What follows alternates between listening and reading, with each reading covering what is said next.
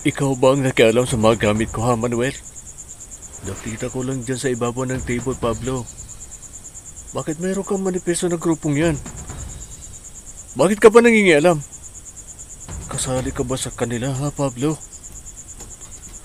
Oo, dahil sila ang tunay na magbibigay sa atin ng kalayaan. Hindi ang mga nagaharing uri sa ating lipunan. Kalayaan? Mula pa nang sinakop tayo ng mga dayuhan, mga Kastila, Amerikano, mga Hapones, palagi namumutay sa mga bibig ng ating mga kababayan ang salitang kalayaan. Kaya nga nabuo ang mga revolusyonaryong grupo, ang KKK, katipunan ni Gat Andres Bonifacio, ang itinuturing na bayani ng masang Pilipino. Ang Hukbalhap, Hukbong Bayan laban sa mga Hapon, hanggang maging CPP, NDF, NPA o kilala sa tawag na New People's Army. Marami ang nagbuwis ng buhay noong panahon ng martial law. Kapag ikaw ay mapasama sa pagmarcha sa lansangan upang ipaglaban ang mga napapanahong isyu sa lipunan, paparatangan kang subversibo. Marami ang biglang nawala. Mga estudyanteng narinig ang mga boses sa lansangan. Mga pang-aabuso ng mga pulis at militar ang naibalita sa mga radyo at pahayagan. Kinontrol ang media. Paulit-ulit na labanan ng mahihirap at mayaman na siyang naukit sa mga murang kaisipan ng mga estudyanteng nais makakawala sa tanikala ng colonial mentality at mga isyong pampolitikal. Hindi na iba ang kwento ng boy estudyante ni Pablo. Scholar ng bayan. May katalinuhang nais isulong ang uri ng kalayaan, nais niyang matupad.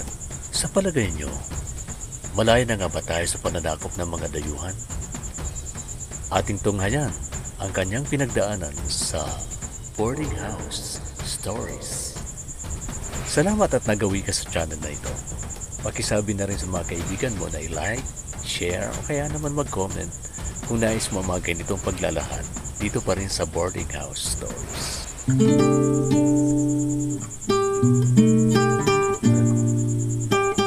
Welcome sa kwarto natin, Tol. Ako pala si Manuel. Pablo, ang tibit mo namang magsalita. Ba't ang dami mong dalang gamit?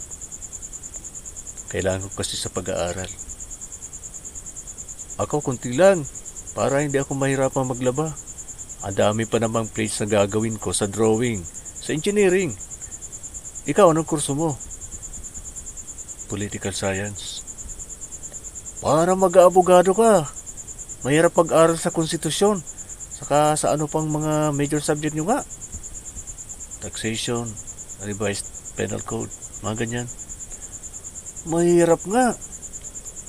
Okay. Dito na ako sa baba ng double deck pwesto. Oo. Ayos lang sa akin. Mas trip kong matulog sa taas. Kita pa ang butik sa kisame. Okay, ayusin ko na mga damit ko sa aparador. Sige. Ikaw na bahala dyan. Uniform lang naman ang dala ko eh. Ilang mga gamit. 2 pares ng sapatos at shorts ang lagi kong dala. Mas kailangan mo yung aparador sa mga gamit mo. Dami. Salamat. Unang pagkikita sa boarding house sina Manuel at Pedro bilang magka-boardmate. Pinayagan sila ng landlading si Aling Ason na mag-share ng isang kwarto upang makatipid. Meron ding karinderya ang may-ari ng boarding house na siya namang ikinasya ng mga boarders dahil masarap talaga ang luto at mura lang ang presyo kaya nakakatipid sila. Nasa kabila naman ng universidad na pinapasukan ni Manuel at Pablo. Kaya naman wala na silang problema sa pamasahe sa jeep o kaya sa tricycle. Walang dahilan na mag-absent sila sa kanilang mga klase. Aling Ason, ang sarap po palagi ng luto nyo. Budget meal para sa mga estudyante na sulit talaga.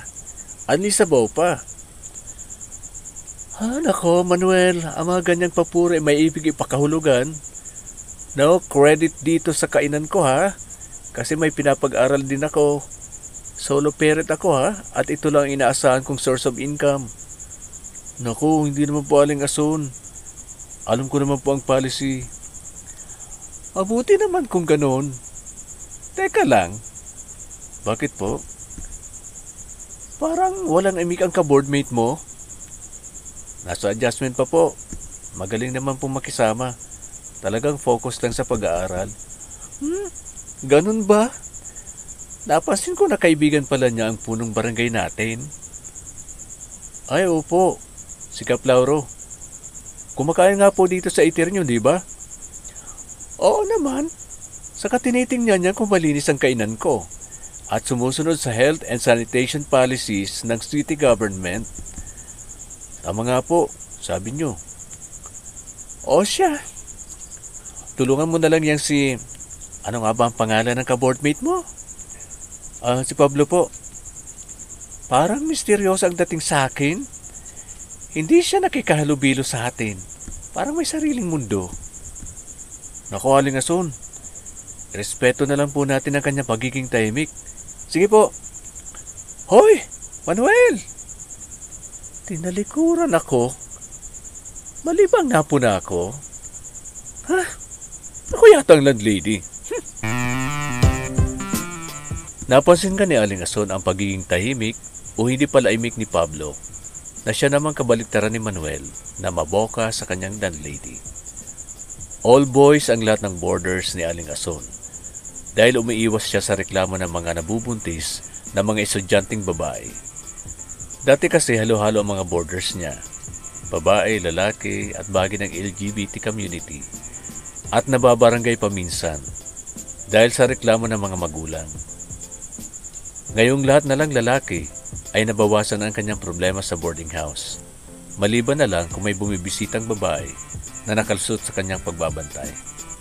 Kaya nga nagbukas siya ng kainan sa baba ng bahay para mabantayan niya ang labas-masok sa kanyang boarding house.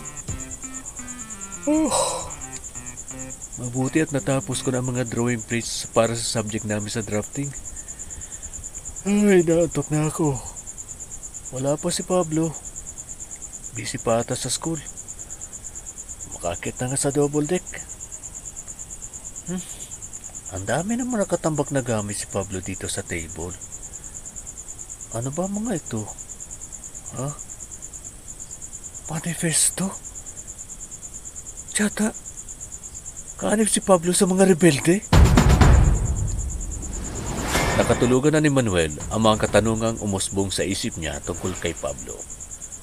Dahil na rin siguro sa pagod sa tinapos na assignment sa university. Hindi na niya namalayan ang pagdating ni Pablo. Nakaagad namang nakatulog dahil rin siguro sa pagod.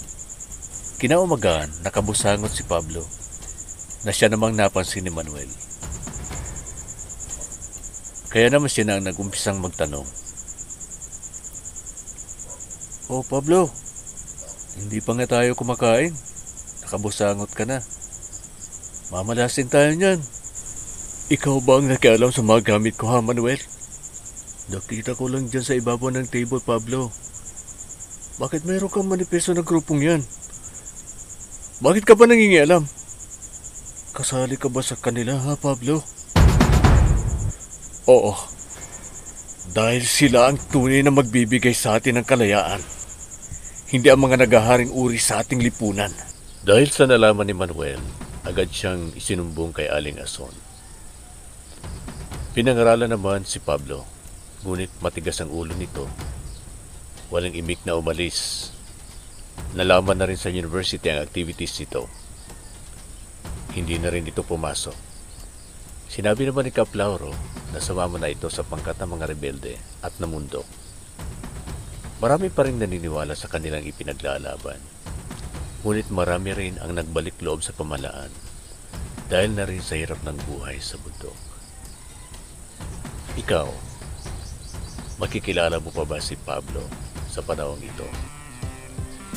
Inyong natunghayan ang isa pang kwento ng buhay. Naway kapulutan natin ang aral ang mga pangyayari dito sa Boarding House Stories. Kung may mga natatangi kayong karanasan na nangyari sa boarding house, huwag kayong mag-atubili na ipadala sa aking email addresses mrbroadcaster1971@gmail.com o kaya naman sa ireno_alcala1971@yahoo.com.